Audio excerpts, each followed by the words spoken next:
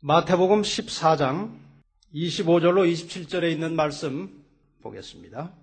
밤 사경에 예수께서 바다 위로 걸어서 제자들에게 오시니 제자들이 그 바다 위로 걸어오심을 보고 놀라 유령이라 하며 무서워하여 소리 지르거늘 예수께서 즉시 일러 가라사대 안심하라 내니 두려워 말라.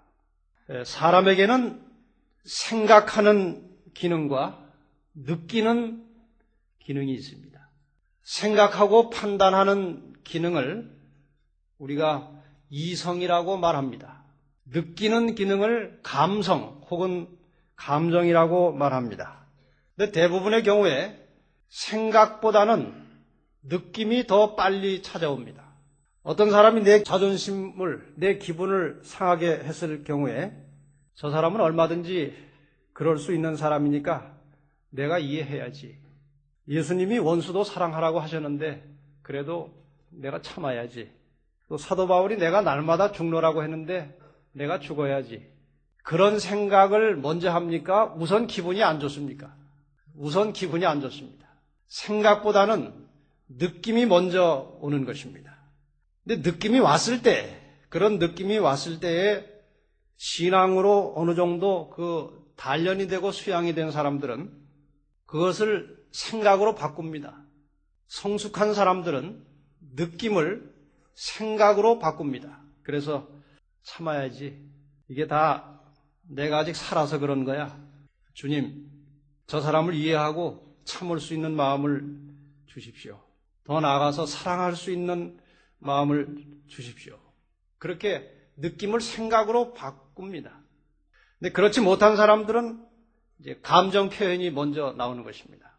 얼굴이 벌개지고 한마디 또 쏴붙이기도 하고 그렇게 이제 감정 표현이 나옵니다. 이러한 인간의 느낌과 감정 중에는 긍정적인 것들이 있고 부정적인 것들이 있습니다. 기분이 좋다는 느낌, 감사하다는 느낌, 만족한 느낌, 이런 것들은 다 긍정적인 정서 감정들입니다. 그러나 그 반대로 불안, 근심, 두려움, 죄책감, 미움, 슬픔, 서러움, 이러한 부정적인 감정의 정서들이 또 있습니다.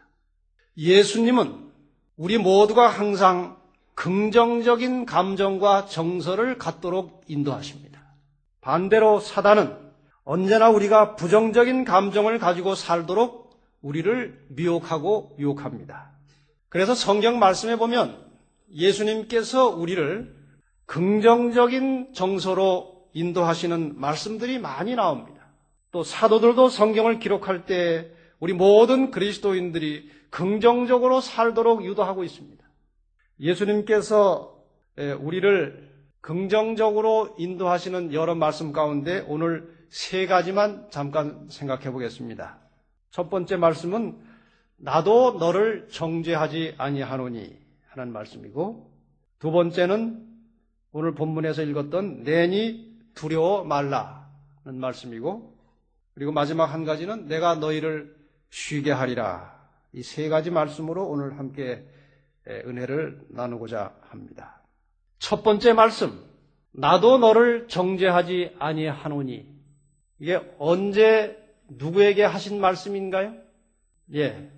간음하다가 현장에서 한 여인이 붙잡혔습니다. 그 여인을 붙잡아가지고 예수님 앞에 끌고 왔습니다. 아주 살기등등한 사람들이 그 여인을 끌고 예수님 앞에 왔습니다. 예수님께서는 그 여인을 끌고 온 그 위선자들, 그들의 숨겨진 죄들을 모두 알고 계셨습니다.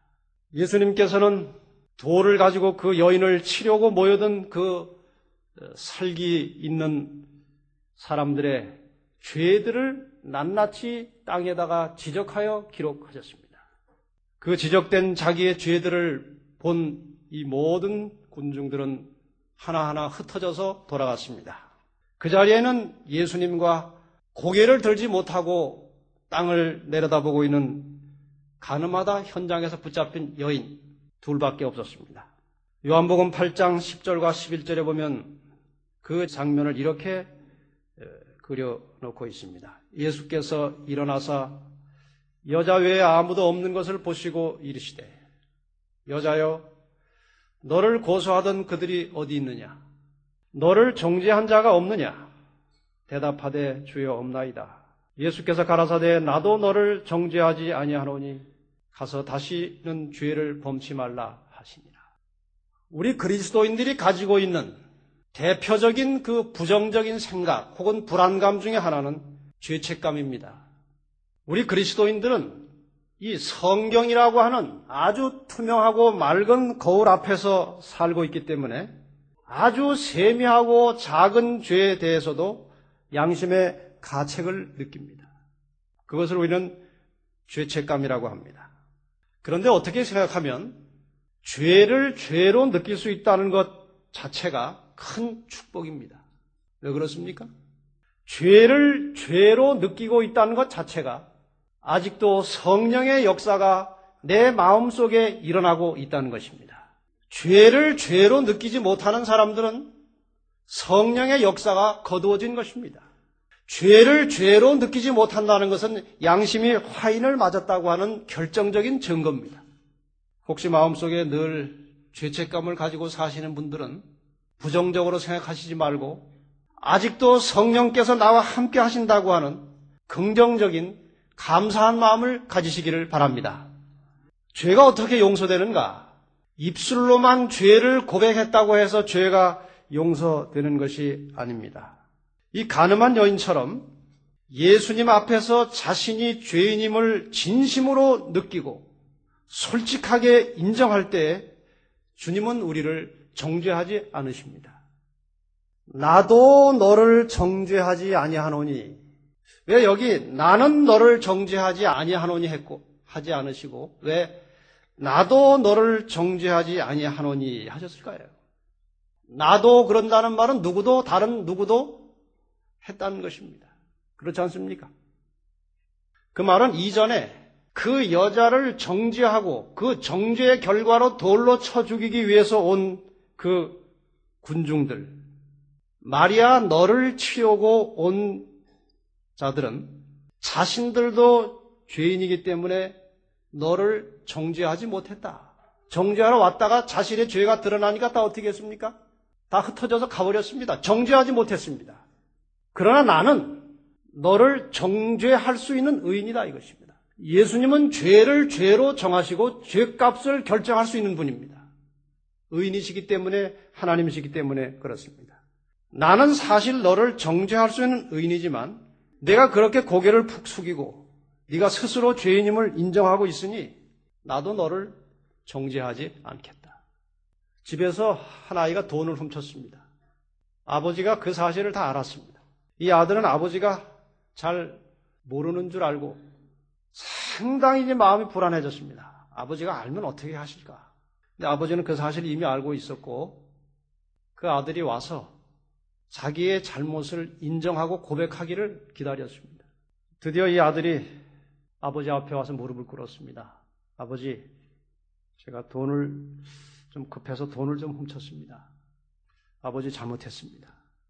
이미 용서는 그 아들이 오기 전에 아버지는 하고 있었습니다. 오기만 해라.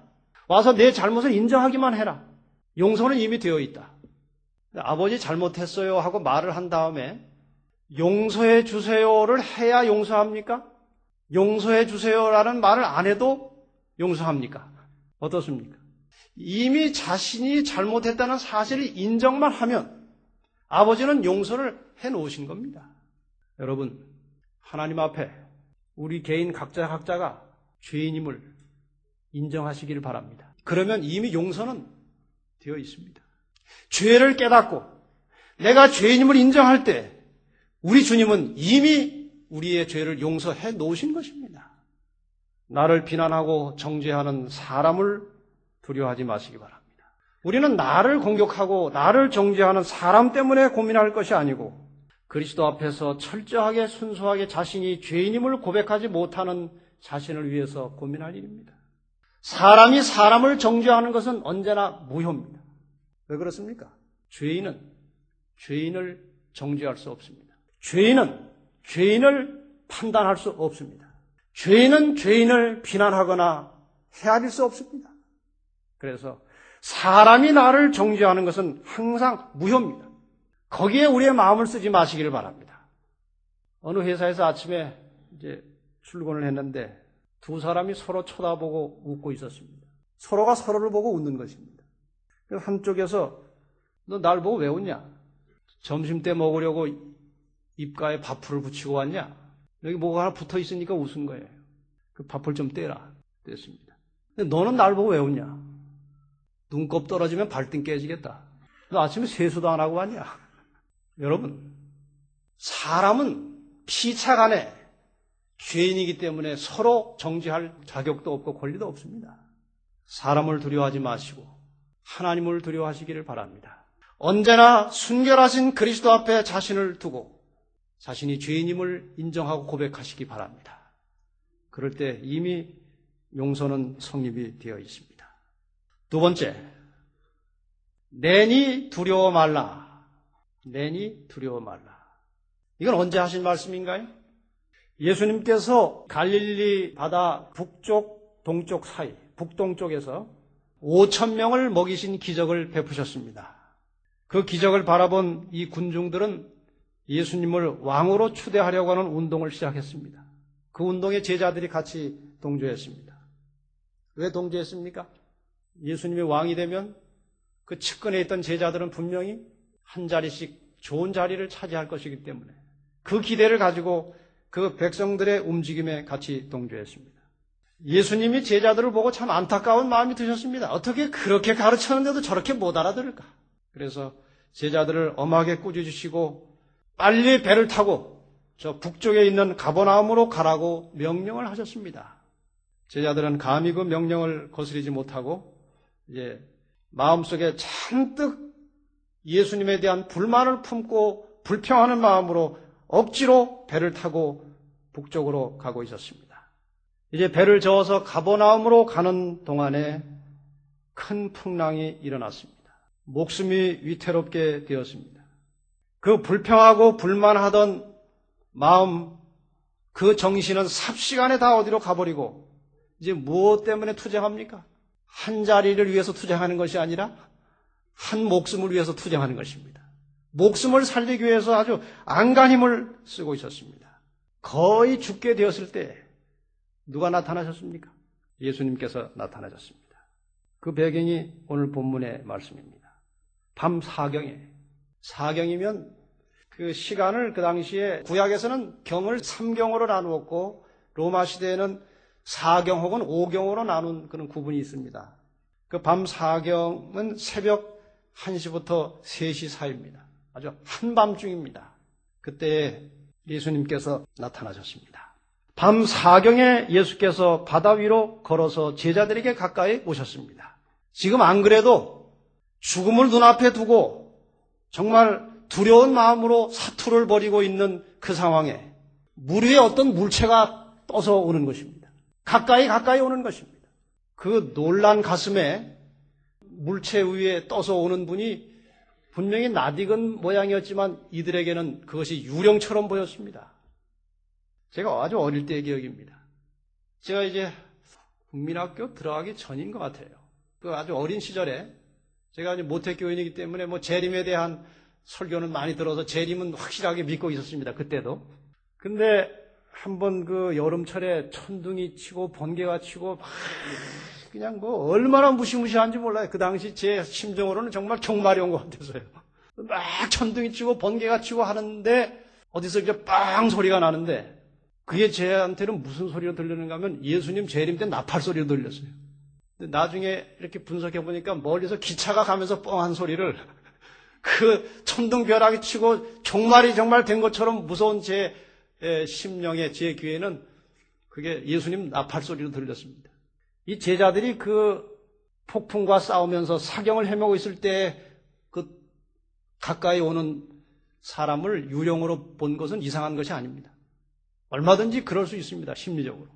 그래서 막 무서워서 소리를 지르니까 예수님께서 큰 소리로 아마 말씀을 하셨을 것입니다. 안심하라. 나다. 그게 무서워하지 마라.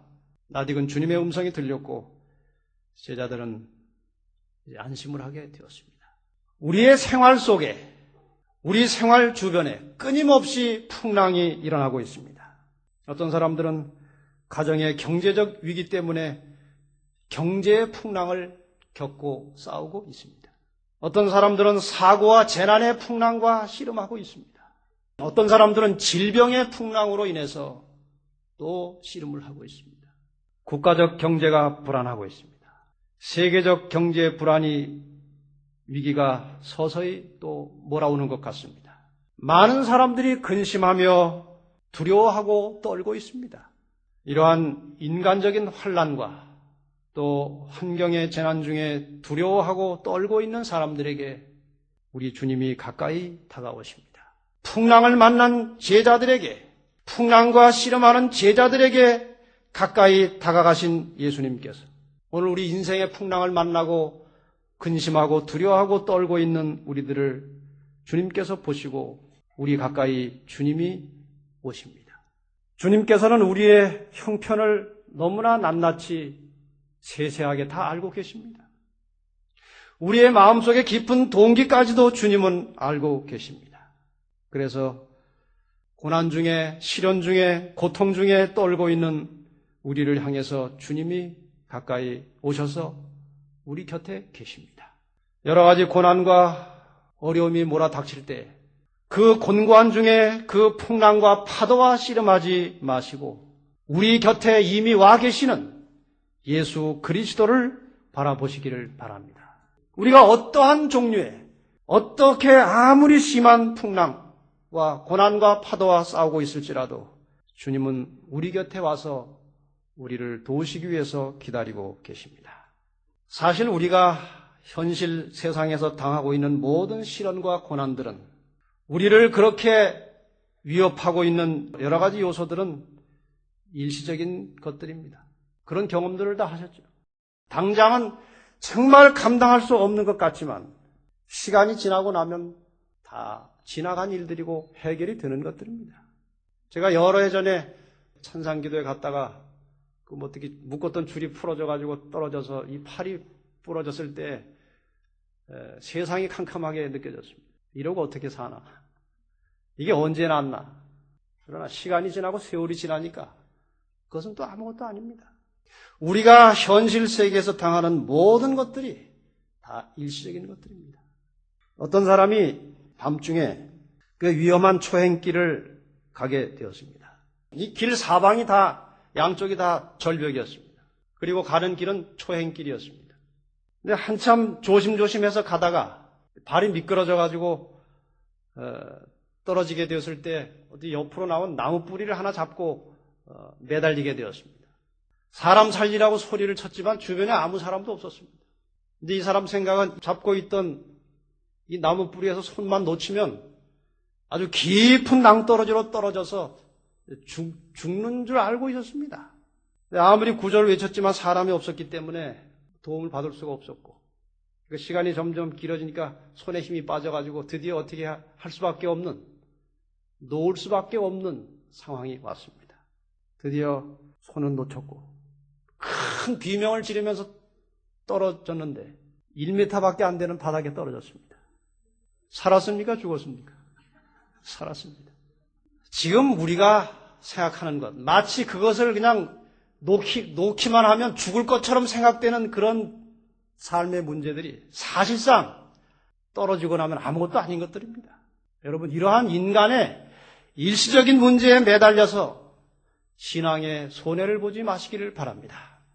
이 세상 사람들이 가지고 있지 않은 그리스도인들, 특별히 재림교인들이 가지고 있는 큰 힘은 예언을 가지고 있는 것입니다. 우리는 이 세상에 다가올 일들에 대하여 말씀을 통해서 미리 알 수 있고 믿음의 눈으로 앞으로 될 일을 우리는 미리 볼 수가 있는 사람들입니다. 그렇습니까?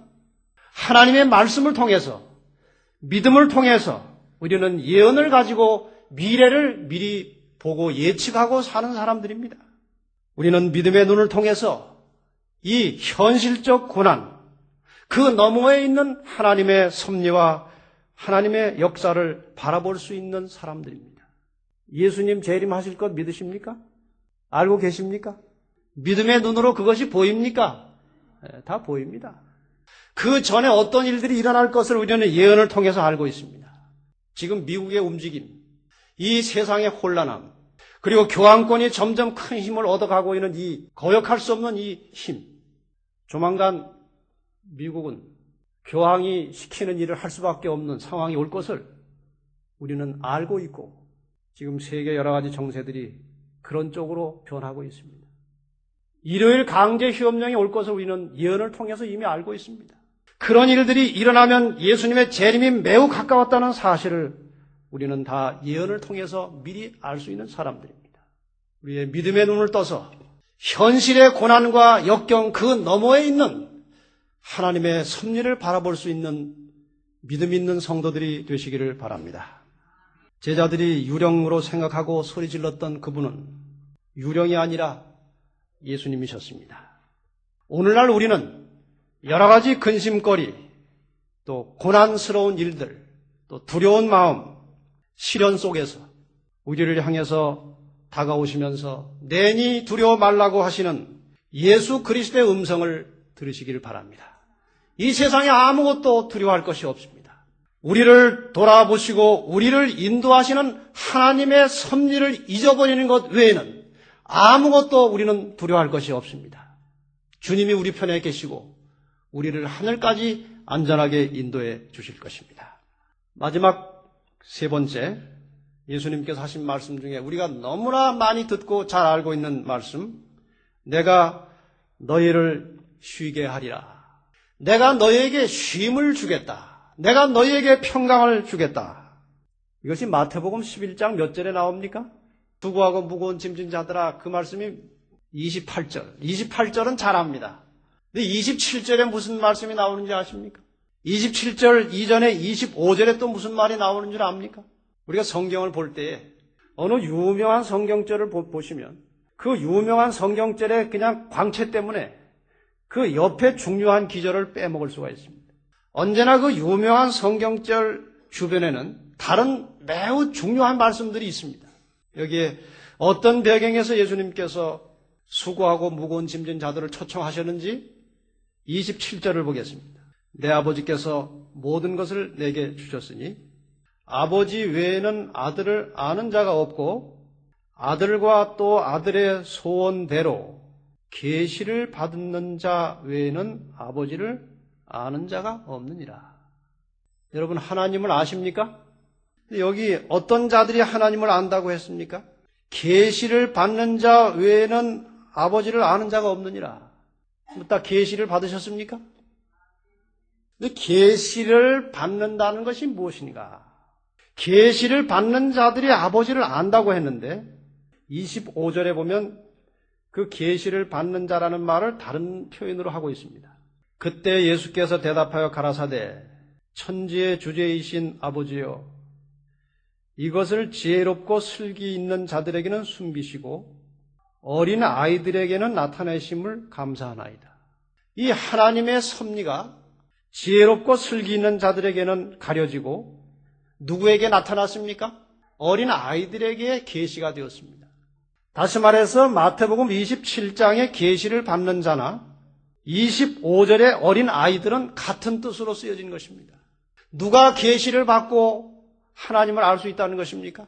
어린 아이 같은 사람들, 그들에게 하나님의 뜻이 나타난다는 것입니다. 여기 어린아이가 뭘까요? 그럼 어른들은 다 가망이 없습니까? 여기 어린아이라고 하는 말을 그 헬라어 원문에 보면 네피오스라고 되어 있습니다. 네피오스. 그것은 갓난아이 같은 혹은 단순한 그런 뜻입니다. 그런데 같은 어근, 같은 말의 뿌리를 가지고 있는 네펠레오라고 하는 말이 있어요. 이 어린아이와 비슷한 말입니다. 네펠레오라고 하는 말이 있는데 그건 무슨 뜻인가 하면 무능하다, 무력하다, 약하다, 그런 뜻입니다. 다시 말해서 자신의 무능과 무력함과 연약함을 인정하고 있는 사람들만이 하나님의 섭리와 뜻을 이해할 수 있다는 것입니다. 정말 자신이 무력하고 무능하고 연약한 존재이기 때문에 전적으로 하나님을 의지하는 어린 아이 같은 믿음을 가진 자들에게 하나님께서 나타나시고 하나님의 뜻을 이해할 수 있다는 것입니다. 그러한 사람들에게 하나님의 능력이 역사합니다. 어린 아이처럼 단순한 마음을 가질 때 믿음이 생기고 우리에게 쉼과 평안이 오게 되는 것입니다. 자만심을 가지고 교만심을 가지고 사는 사람들에게 주님은 들어오지 못합니다. 정말 자신을 낮추고 자신의 무력과 무능과 연약함을 인정하고 아주 철저하게 빈 마음으로 어린아이 같은 심령으로 하나님께 나오는 사람들에게 쉼과 평안을 주시겠다고 말씀하셨습니다. 그래서 마태복음 11장 28절과 29절에 그 계시를 받는 자들, 어린아이 같은 자들, 그들을 초청하십니다. 수고하고 무거운 짐진 자들아 다 내게로 오라. 내가 너희를 쉬게 하리라. 나는 마음이 온유하고 겸손하니 나의 멍에를 메고 내게 배우라. 그러면 너희 마음이 쉼을 얻으리니 이는 내 멍에는 쉽고 내 짐은 가벼움이라 하시니라. 사랑하는 성도 여러분들이시오. 어떤 인생의 짐을 지고 계십니까? 무엇 때문에 고민하고 무엇 때문에 고통당하고 어떤 일로 어려움을 겪고 계십니까? 그 모든 인생의 무거운 짐을 지고 계신 분들, 우리의 해결자 되시는 예수 그리스도 앞으로 나오시기를 바랍니다. 어린아이와 같이 단순한 심령으로 겸손한 마음으로 우리 주님께 나오시기를 바랍니다. 아무쪼록 늘 주님 앞에 무릎 꿇고 자신이 죄인임을 인정하면서 우리의 모든 인생의 질거를 주님께 내어 맡기고 평안함을 얻으시기를 바랍니다. 항상 겸비하고 온유한 심령으로 주님 앞에서 쉼을 얻으시고 날마다 활기 있고 보람찬 신앙 속에서 성숙해져가는 우리 성도들이 되시기를 간절히 바라면서 말씀을 마치겠습니다.